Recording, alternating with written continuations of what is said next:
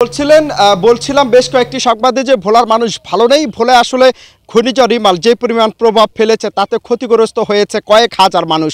প্রথমত আমি একটু ভোলার দক্ষিণ অঞ্চলে যেতে চাই। ভোলার মনপুরা, ঢালচর, চর জহিরুদ্দিন, সোনারচর সহকারে বেশ কয়েকটি এলাকা কিন্তু পানির মধ্যে ডুবে আছে, যার কারণে সেখানকার মানুষ প্রায় 20,000 মানুষ পানিবন্দী জীবনযাপন করছেন। রান্নার কোনো সুযোগ নেই, অর্থাৎ জনপ্রতিনিধি কিংবা প্রশাসনের পক্ষ থেকে কোনো রকম যদি তারা সুযোগ সুবিধা না পান, উপহার যদি না পান, তাহলে তাদের বেঁচে থাকতে দায় হবে।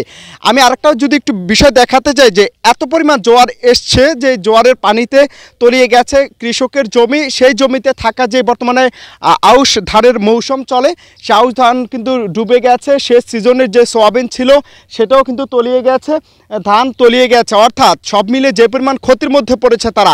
আরেকটা বিষয় যদি জানাতে চাই, অনেক বিলাসী মানুষ এখন সেই যে ভরাডুবি আছে, ভরাডুবির মধ্যে তারা মাছ শিকার করছেন।